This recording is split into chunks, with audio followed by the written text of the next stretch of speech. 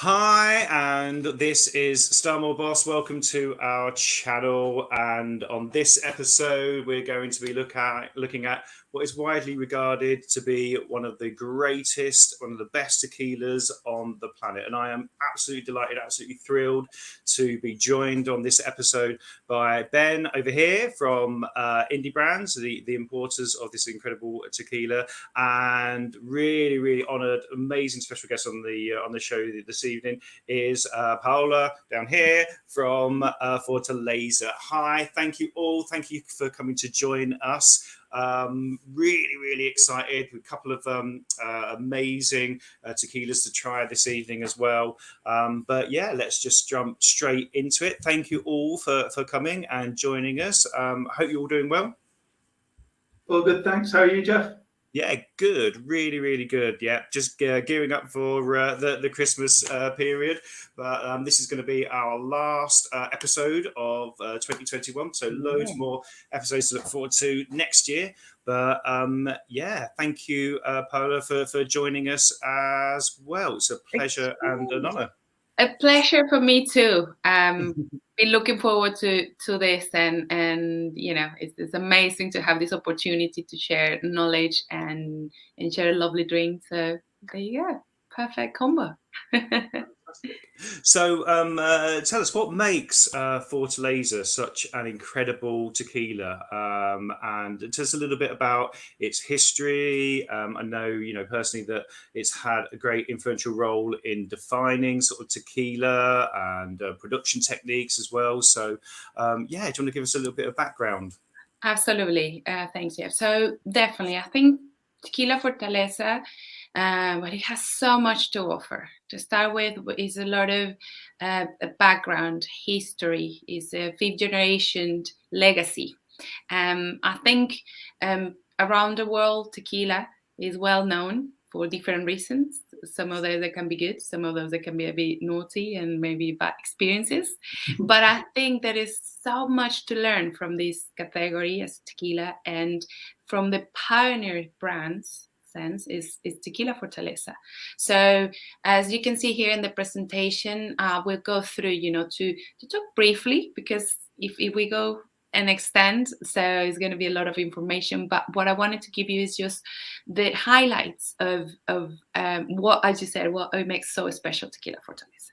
Mm-hmm. So to start with, in your right hand you will see Guillermo Salsa. It's an amazing personality. He has all the knowledge, and everything has embraced on coming from a family that has been producing tequila for so long. It's not only a trend drink. It's not like now that everything is into craft. It's actually something coming from centuries ago. So Tequila Fortaleza is, well, he's the fifth generation legacy, mm-hmm. and the way how is promoting his finest tequila is because it's still produced as 150 years ago. Wow. So yeah, this means that it's actually is a collection of 100% agave. So I know for people that might ask if it's all tequilas are the same. So we have two different categories in the tequila. So one is the 100% tequila made with a pure agave, or the one is actually called tequila, but is a lower quality because it has only 51% of the agave. So we are talking only for 100% agave product, and also is all artisanal. So from harvesting the agaves, which is the blue agave that takes between 8 to 10 years to grow one plant, only blue agave. And then is the production process, which is the cooking, the milling, the fermentation, distillation, bottling, and also aging. So it's a lot of process that every single activity matters for the last result, which is going to be the taste you're sipping tequila. So yeah, I don't know if it's okay from here. Yeah, it's just that incredible attention to detail then, in which case that really sets Fortaleza apart from other tequilas, really. And in all those different areas, all those different sections of those processes, it's identifying and then finding out the very best components to actually create this incredible tequila at the end. Yeah. And you say 8 to 10 years to mature the agave. That's a really long time. How many bottles of tequila would you say you get out of one? So that is a good question, because actually from agave, like the piña, the blue agave, normally people get this confusion or misleading that tequila comes from a cactus, which actually is not a cactus. The tequila is the agave is a specific plant. It's a species of a lily family, so it's not. It doesn't even look a cactus. So it's like a very big, spiky plant, and elegant. I call it. It's so beautiful. But then the heart is where when it remains all the sugars, what you want to get from it. So that's no matter if you find those roots or the agave heart bigger or smaller, but the important part is the sugar concentrations in that agave part. So if, let's say, one agave plant it weighs around 40 to 90 kilograms, from every 10 kilograms, you will get 1 bottle of tequila. Now, what it determines is the sugar levels, that maybe you would think, oh, it's 10 kilograms, but probably you might need 20 kilograms to get one. So everything, all the time, is just the sugar concentration is the important part. But also, we're going to go through details, but the milling process also determines a lot how much sugar you're getting from the softest part. So as we were saying, every process, it matters. But from the way how tequila Fortaleza is produced, for 10 kilograms, you can produce 1 bottle. Wow. It's not much. Yeah. And so definitely, when we said, or we talk about agave, the blue agave, essentially, so around the world there are 200 species of this agave plant, which is coming from the lily plant. And the blue agave is one type of agave, which is a domesticated plant. So why people talk about this, and actually a family of the Sausa family took an amazing part of this a kind of point of reference to be called tequila, and why you have to use only one type of agave. So in Mexico, if from these 200 agaves around the world, in Mexico we produce 150 different agaves. So the vast territory of Mexico is incredible. The ecosystem is amazing. So depending on the terroir is what it will dictate the flavor, the size, the type of agave. So by origin denomination, the same as whiskey, cognac, everything that is related to one specific area, we also have that in tequila or in other distilled agaves. So to be called tequila, it has to be produced from one type of agave, blue agave in this case, and from different 5 regions of Mexico. So this is only for, let's say, for control purposes of the quality, because everybody could produce tequila around the world, around Mexico, but to protect this part of the best process or the best product, it has to be only coming from those regions. So they have to follow specific rules in order to be called tequila.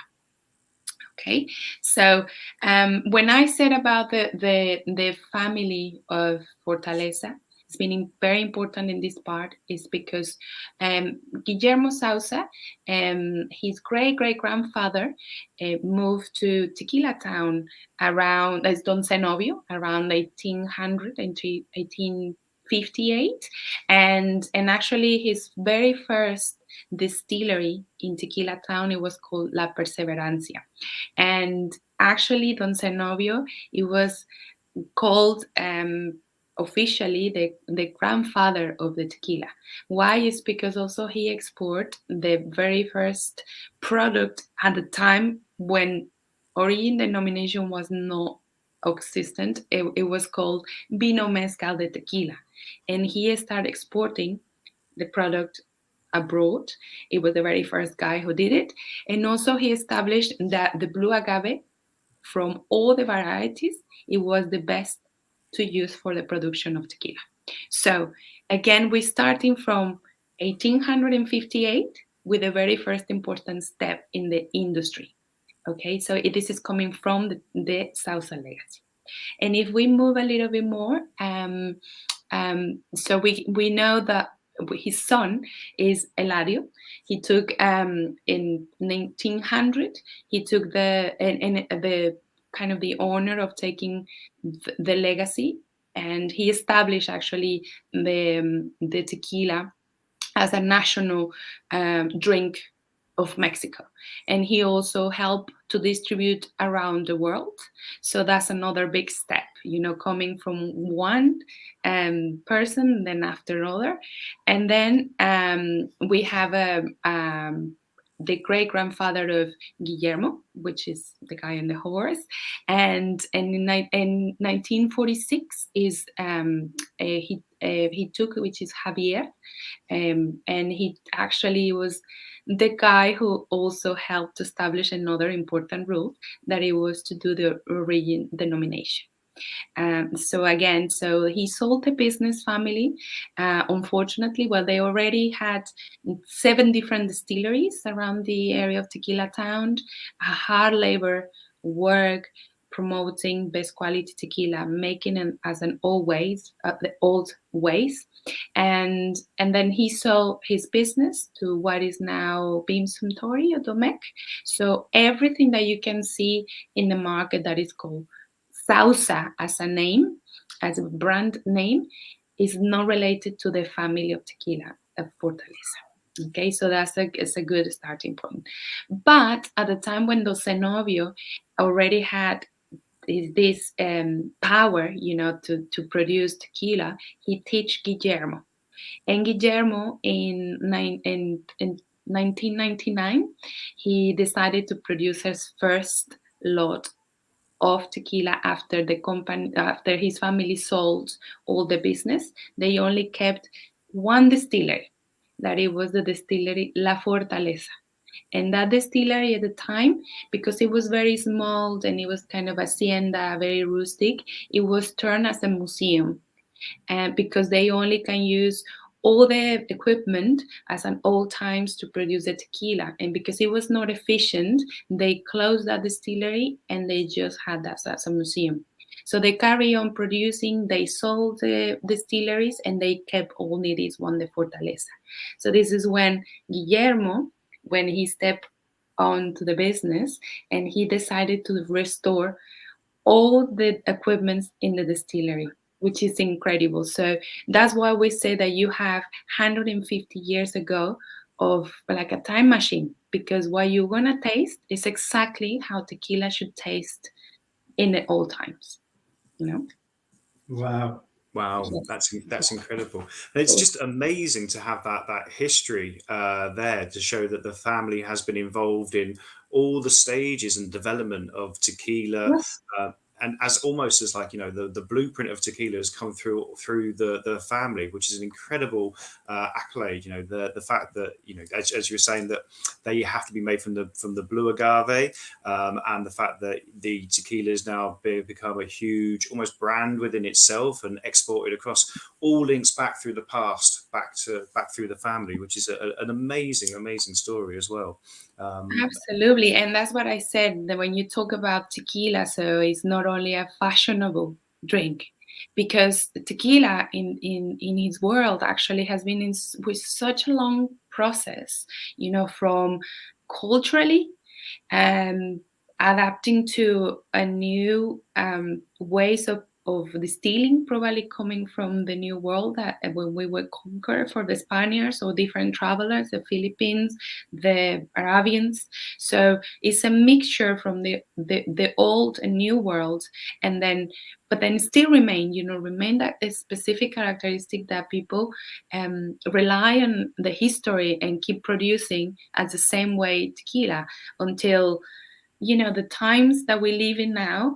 Everything has to be like like faster. It has to be quicker, and it needs to be speeding up. You can't do this if you're looking for quality. So this is why tequila Fortaleza takes its time. It's like stepping back on time. If you try and you see every single detail, is amazing, because it's like exactly as it was used to be made before everything was change, in a way. But yeah, so it's exactly, for example, when you look at this presentation here, we have the back of the distillery. So it's very rustic. So they have this beautiful cava. This is a cave, and actually when you're walking in, even some vats actually like fly around, but then you have the opportunity to taste the all the products, the all expressions, and have a lovely time. But the actually the distillery is very small, and all the magic happen in one building. You're not looking in to go to these massive like big tanks or whatever. It's just so one, and there is nothing to hide. There's no corners that they caught you. Whatever you see there is what it happens. So this is why it's kind of that's why we call this the one of the best tequilas in the world.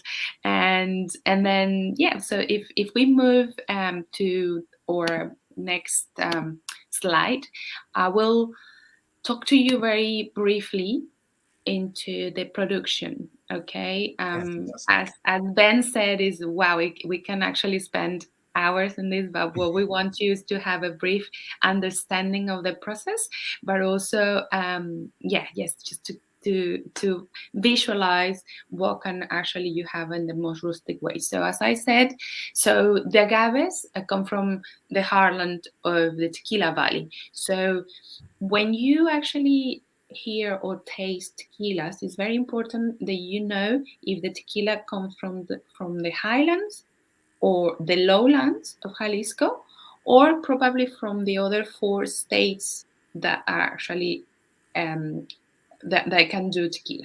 But from tequila, normally we come from the lowlands or highlands. So our Fortaleza is made in the lowlands of tequila. It's just because of the high level of the sea level. Actually, that's what it's called. And the beautiful tequila town is surrounded by a volcano. This big volcano provides a richness. It's rich of minerals. The notes that you're getting in the end of the product, you will taste it from there.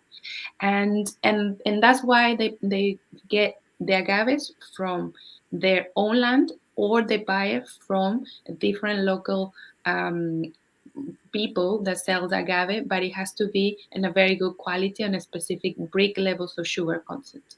And of course they respect the agaves. They need to be mature.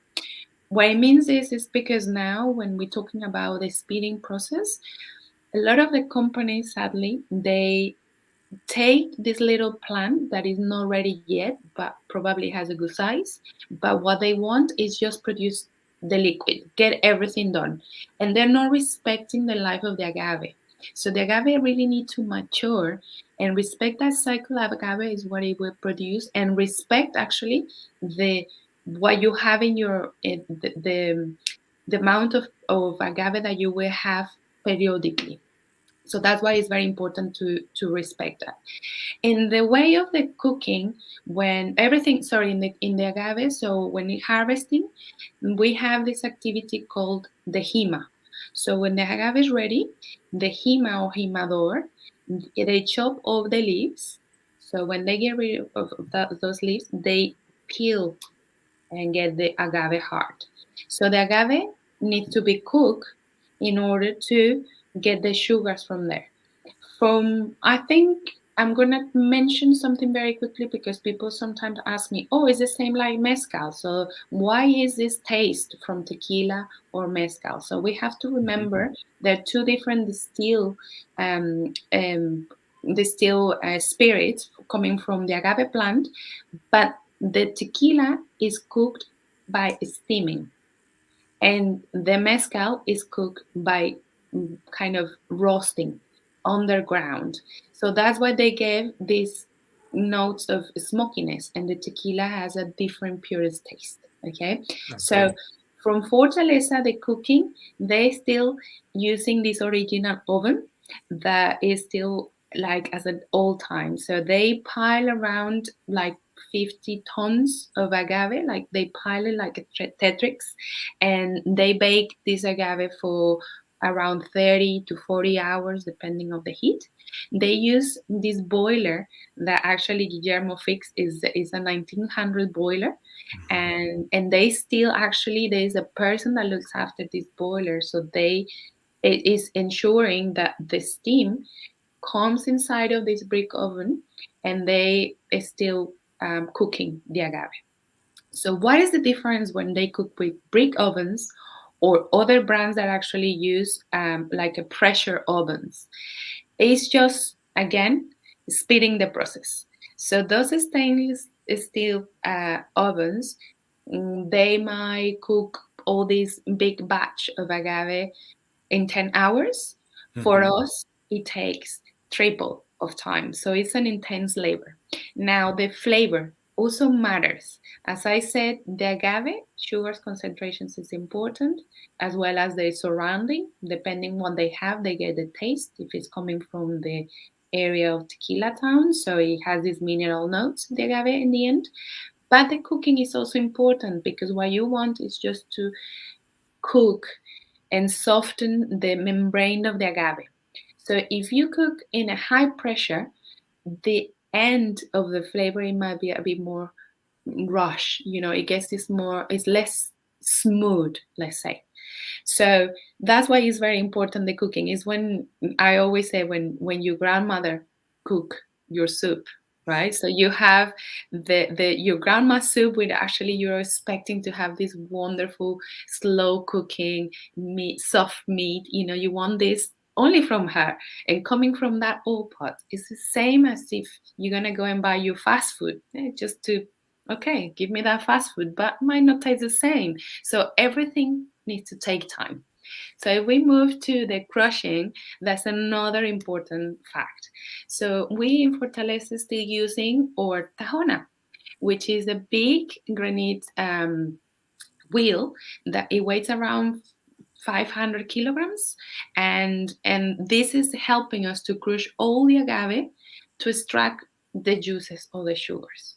So this is another like very intense labor hand work, because the guys are actually from one big, let's say, pool is around, like, I think it's 3 or 5 tons of agave. So they take around a day and a half to crush this agave. To pull this granite stone tajona, they use this little tractor. It's an electric tractor, so they go around in circles crushing it. Why? Actually, they only extract the 65% of the heart of the agave. So the rest of the agave is no use. But what happened is your taste is gonna be more sweeter, rather than having something that is more harsh at the end. And one important factor here in this crushing is they wash the fibers with volcano water. This volcano water is coming from the spring of the water around the Tequila town, the different spring kind of farwells, and they come in this natural water. So is washed, the fibers are washed with this water, and what happens is you clean and extract as much as you can, less aggressively, the sugars, and you have this pool of liquid that is called mosto. And this mosto is the sugar, and it's exactly the start point that you need to start to use it for fermentation. Okay, so that's why we said it's just to separate the pulp from this agave from the agave plant rest, and the rest is actually sent to compost. Okay. So then you have another life for agave. And if you know a little bit more of the story of the agave, we used to produce like clothes, materials for writing, like paper, and it's still happening. So, and they send this for compost or to be used in something else, but then we keep only the sugars to produce or tequila. So if we move to the next step, which is the fermentation, so that's another important fact. So for the fermentation, we use wood tanks, and it's an open air wood tanks. We use a yeast that is a family recipe, and this is very important because a lot of different companies, again, they will ferment in big tanks, and it's nothing wrong, but again, it's the time that you will need to ferment. The fermentation in these tanks, it might happen in 10 hours. And for these tanks, it takes 2.5 to 4 days to ferment. So that's another important fact. And after this, there is no yeast or it is not accelerating chemicals or anything else, because when it's any other tequila in an industrialized way producing, they use this more, like a more cheapy yeast, and this is how they accelerate the process. We don't do it. So in the distillation, this is wonderful because it's still distilled. We distill twice in a copper pot still, and still the same. All copper pot stills as 150 years, and they still do their trick. So what we need is actually to convert this mosto juice that it was fermented to have it now a higher ABV alcohol. And this is how we're going to start with the fermentation. The first one, we just have the ordinary, which is just get the bad alcohols, let's say the heads, the tails, and then we clear up this the first alcohol, distill for the second time, and the distillation, you will have the most important, which is going to be your first result of the tequila. And in this, a lot of tequilas, they normally come around 55-60% ABV or alcohol content. We come always with 46 ABV.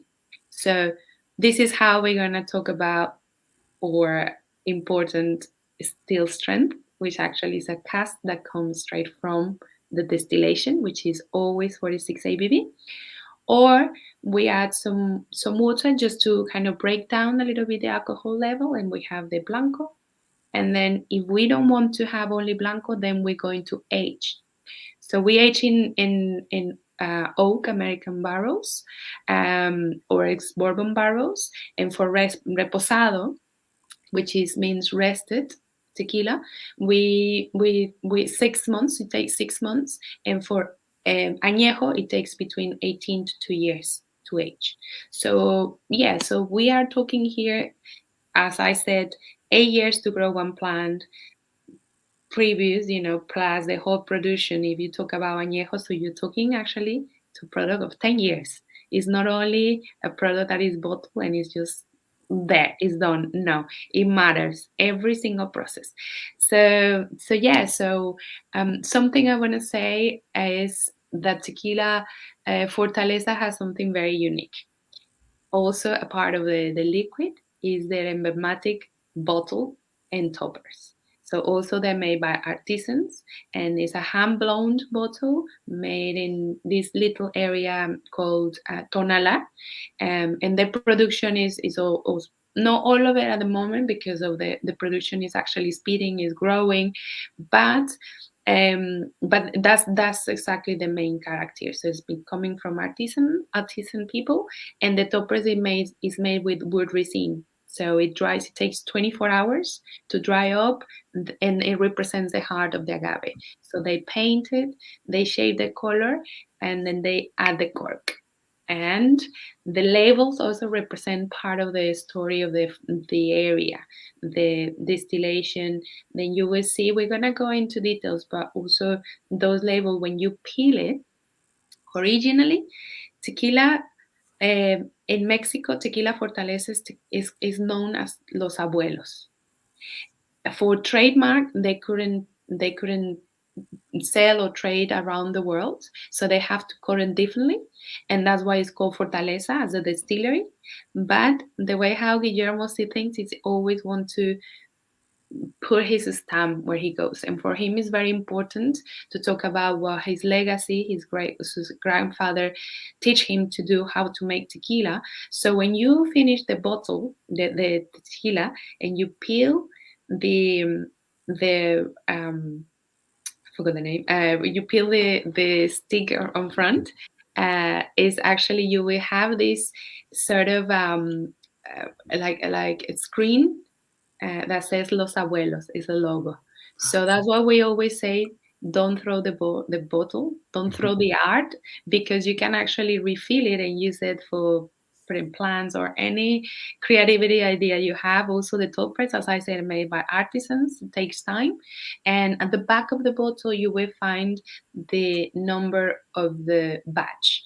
So if you notice that in your next purchase you have a bottle that has a different bottle number that is called lote, it's because it's a different batch. That's correct. So there is no repetition. All the blancos you might taste, of course, the characteristic of that blanco, we are always to have the same result.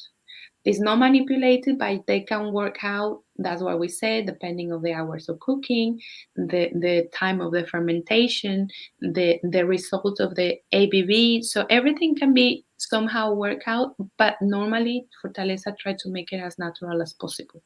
So when you have your blanco, one lot, and it's going to be very different to another one, but the complexity of the flavors is going to be equally the same. Okay, so I don't know if you have any questions so far. Well, yeah, I mean that's fascinating. I mean, one thing I'd really like to reiterate is the fact that you are creating a very artisan tequila using like an old process that bringing back a museum, a way of making tequila many years ago. And there's always a conscious decision in any process that you're making a drink, the way you can make a conscious decision to maybe make things more efficient, get greater yields, and by doing that you do lose flavor. And what's fascinating is that in every single part that you've outlined there, from looking at the quality of the agaves, making sure that they are ripe, that they're 8 years, having a process of having this very long cooking time, very traditional way of doing it, not sacrificing the flavor there, and the fact of making you would have the option to maybe use a quicker method to crush the agave, but you don't. You use like the traditional tahona, that's been used for generations and generations, and there can't be many tequila distilleries actually still using that way.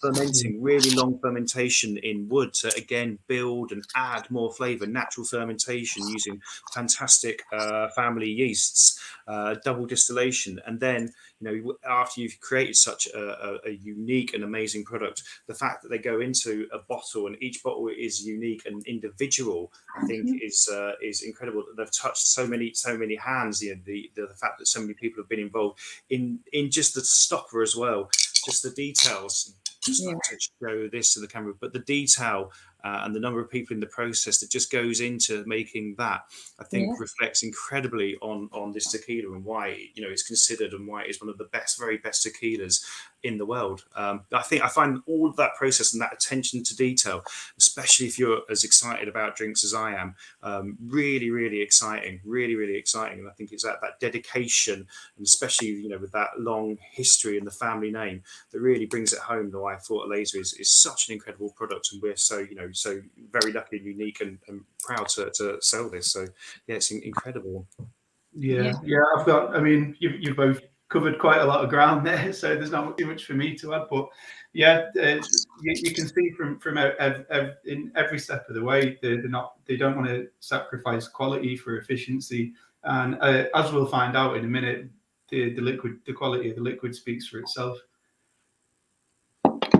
Well, I'm ready to dive in. So we have for this episode, we've selected the 40%, and then we've also got the still strength, and it's really interesting to see the comparison between the two. So shall we start with the one that's at 40%? And now essentially this is the same distillate, but this has just been watered down to a lower ABV. Mm-hmm. Yeah. Correct. Yes, that's exactly what it is. So, originally Fortaleza tequila only had 3 expressions, which was the blanco at 40 ABV, reposado same 40 ABV, and añejo. But again, becoming this, because they always had this 46%, from to the second distillation. So that was the question. It was like, why not having the purest format of tequila? So this is how still strength became one of the part of the always expressions available. So because definitely when we said almost it's like you're getting Fortaleza Blanco directly from the still, and actually you are doing it, you are tasting it exactly after the distillation, and the notes actually, oh, they're wonderful. I love these accents of butter, olive. It's very mineral. It's very sophisticated. The black pepper taste, vegetal, and it's very smooth. Still, even being 46 ABV, I think is just incredible. All the flavors that comes in one go. As you're tasting in that that cup, it's always very important the glass that you're tasting. We never actually say people get away, no shots. This is not what we're looking for. We are talking about a very normal tasting. Like if you into your wine, you're gonna get very different connotations when you smell it from a bigger glass, like around the glass. So there you go. Let me know what you think about this one. It's so fresh and so vibrant on the nose. You really get that almost kind of like grassy freshness to it as well, which is just absolutely great on the 40%. And then loads of fruits, loads of like rich, ripe, red fruit as well that comes through. Really stunning. And it's also like silky, still that remains that sort of like holds your tongue, and you carry on this explosion of flavors around. When you give the first sip, once you give the second is when everything is coming through, and it's always, people say, well, but it's still very smooth. Can you taste this in a cocktail? Absolutely. This can be a sipping product, but also because of the percentage of alcohol and the pureness, the taste of this cooked agave, you will still have these beautiful notes when you mix it in the right mix in a cocktail. Like a simple mix. Very elegant. I love it. I'm very into blancos, so yeah. I think Blanco is always a really great one to focus on, because you really get the taste of the agave, I guess, as well, and then all the processes that come through, and you can see all of those things that add up to create this one incredible product. And that lovely sort of sweet style, and the way that it enters onto the palate, kind of almost slightly creamy and very rich on the palate. It's really, really delicious.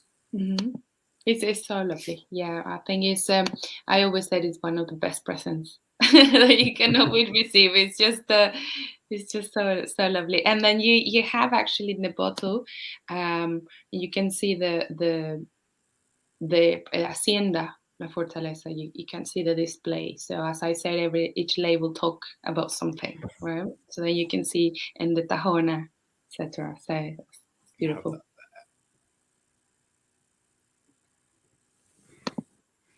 Then the Tahona just here. Yeah.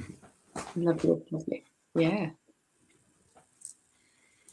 Well, I'm going to move on to the still strength. Absolutely. There you go. And, so again, we were talking about the most purest format of the Fortaleza. I think for this big guy, I don't know. I always feel like fascinating, even though it's only 6% alcohol different. You still get a lot of from one another. I think it's just very hard to compare one another, but still remains such amazing flavor. So that's why you don't want to have this opportunity to taste something coming from the pot still, you know. And again, this to me it remains a lot of the mineral notes, is a Mm-hmm. lot of pepper going through, and I think, but also again, I found it very silky. It's just lovely, kind of remains, and you get that beautiful taste around the mouth. What do you think? I think, yeah, phenomenal on the palate, and they are, you know, even though it's only 6% ABV difference, it just goes to show how much difference these two are, because you still get that incredible silky, controlled delivery, but at the same time, it's kind of like bigger and bolder. There's a little bit more pepper going on. It's kind of like the last one, but a little bit maxed up, and you get a little bit more sort of saltiness that comes through on the finish as well. And I can almost, I guess, maybe it's my mind playing tricks with me, but almost that volcanic rockiness that kind of comes through. That, you know, we see it in wine that's grown in different estates and volcanoes across the world, but you can almost taste the rock in this particular one, which, you know, is, whereas the 40% one has that kind of smoother, sort of sweeter.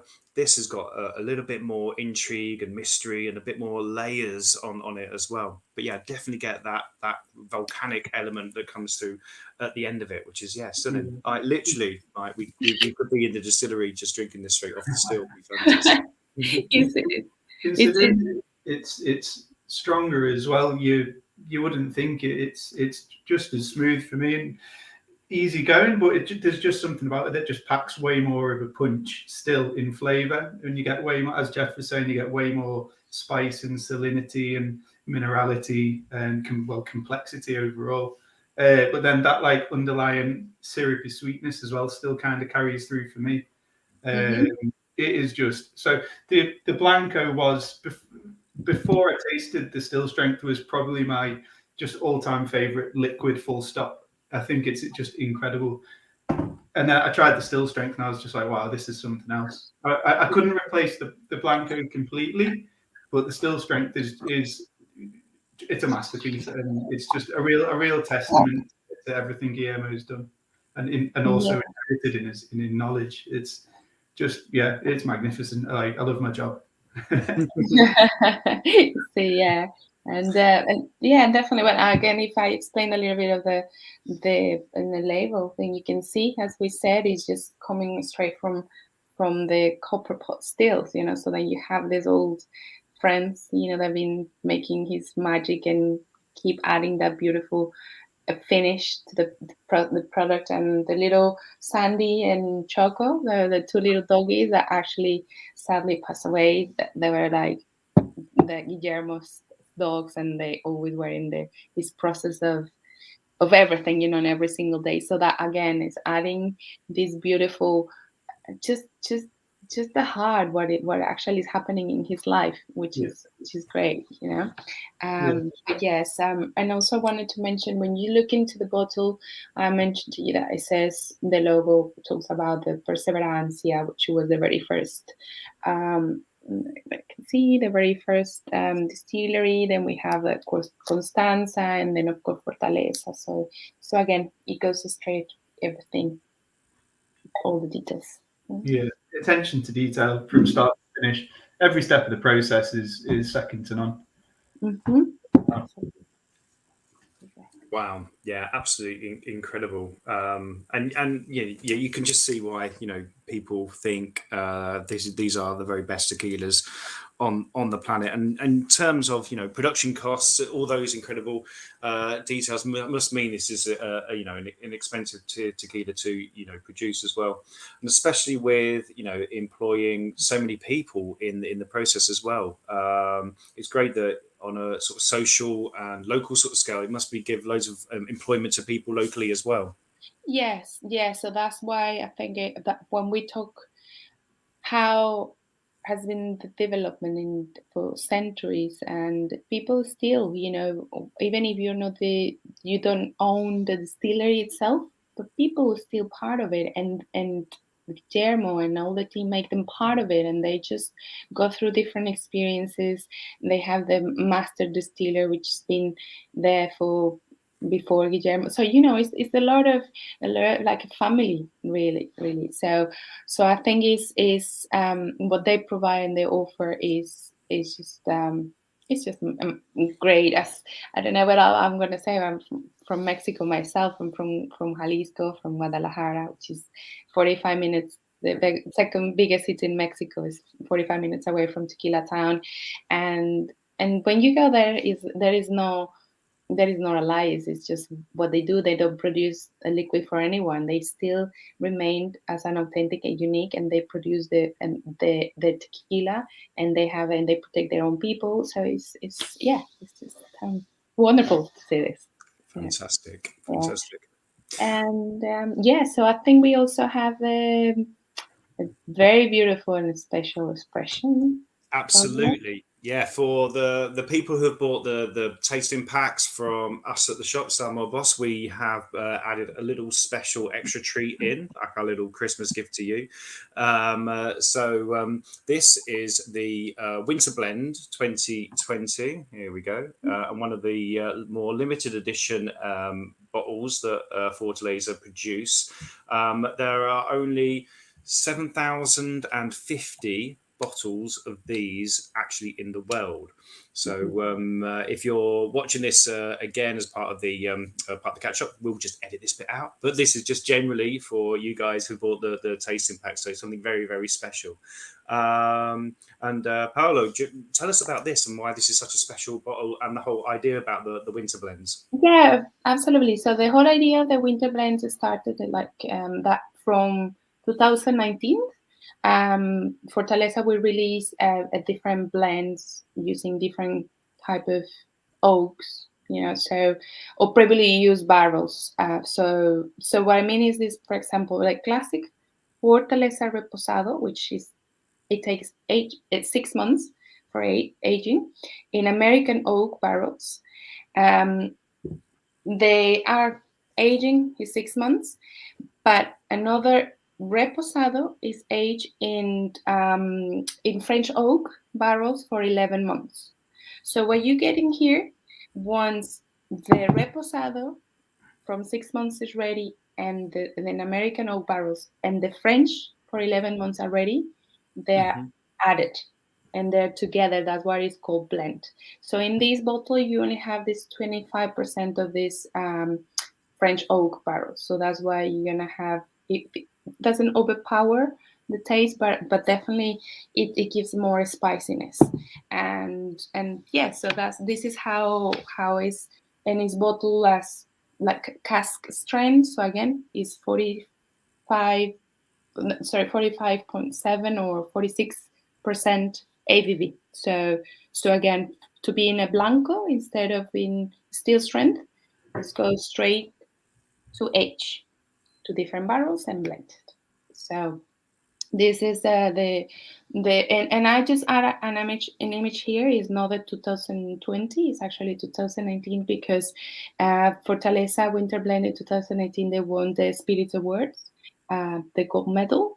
So again, we're talking about this, so how carry on the goodness. Everywhere they go, they always get this sort of a stamp saying again another amazing release. So you have the 2018, it finished, you're not gonna have again that one, the 2020, and this is how it's gonna happen every year. So it's very good, like everyone keeps an eye on it, because it's not gonna have it again.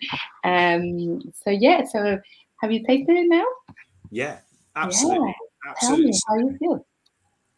You get that trademark Fortaleza taste that comes all the way through it, and then from the French oak I pick up a little bit of spice on there, a little bit sort of like almost cinnamon kind of sort of style, and it finishes again a little bit of that saltiness, but and this might sound a little bit crazy, but almost like a hoppy sort of style finish that you kind of get from perhaps a beer, which is quite unique as well. Yeah, that's why when for this specific lot is they used in French oak barrels, but and actually the oak barrels, the American, they were previously used for a dark ale. fruity, so that's why you get this connotation of more hoppiness. Yeah, like this sort of, it's just like fabulous. Yeah, it's definitely more. It's I found a very like caramel notes as well that normally happen when you have a rested tequilas, but it has this raisin taste as well. It's kind of fruity, but like amazing with dessert. It's just wonderful. Yeah, fantastic. Yeah, it's remarkable, and I'm just not surprised in the least after trying the other two. It's just really, really beautiful liquid. And yeah, just drinks absolutely amazing on its own. But I guess with also the Fortaleza range, as you can, Paolo, as you were saying earlier, you can blend. So any particular cocktail ideas that we could give to our viewers? Yeah, but no, I think normally people will love to go for the simple one that normally is going to be the margarita, or because what happened, you still have only 3 ingredients, and it's just simple. It's nothing. I normally drink on its own, but as we said, is the drinking cocktail is very popular and is friendly, and then also you can surprise your guests if you have a reunion or anyone. So definitely, if you want a simple side with margarita, it's just really good. It's well balanced, and you don't need anything else. I've got 2 as well, which I was thinking of, which might be a tad more complex, but I'll throw them in. So for the winter blend particularly, I think it'd be a home run just in a simple old fashioned. So you just a little bit of sugar, some bitters, and then a little bit of citrus maybe, and then you just stir that down until it's delicious. Super simple cocktail. Or I had an idea for. So I think you sell this, Jeff, in Stonewall Boss. It's the liqueur, the corn liqueur called Nixter. So it's nixtamalized corn. So you could use that as a sweetener in an espresso martini, and then you could do the aged Fortaleza. It'd be quite a pricey espresso martini, but I promise you it'll be the best you'll try. Perfect for Christmas. Yeah, that was just an idea I had. I'm definitely going to try it. Absolutely. Excellent. Wow. Thank you. Well, thank you. Thank you both for joining us here on this episode. Paolo, thank you so much for taking so much time out and explaining to our viewers the whole processes and the history behind Fortaleza. I hope that gives some people some insight into why this tequila is so phenomenal and why we love it so much here at the shop at Stonewall Boss. We do carry the whole range, and we are big fans for it. And yeah, always have it on tasting if you're coming into the store. So I think that's going to about wraps it up for this episode. If you're watching, thank you very much for joining us. I hope you've enjoyed all the content and everything from our guests this evening. This is our last episode for 2021. So we are back in 2022 with a whole host of new programs. We'll be tasting a whole load of new items and new things to market. And yeah, if you've really enjoyed the content, feel free to hit the like button and subscribe to the channel as well. If you ring the notification bell, that means you'll get details of when the next tastings are coming on. So you'll be informed of those next episodes. But we're back till then, until next year. So it leaves me to say thank you very much for joining us. Hope you've enjoyed it. Come and see us at the shop. Come buy some Fortaleza. And it gives me a great pleasure to thank you both, Ben and Paolo, for taking times out to come and give us this presentation this evening. So thank you very much, guys. Appreciate you. Take care, keep well and drink well. And we'll see you back here in 2022. Cheers. Take care now. Thank you. Thanks.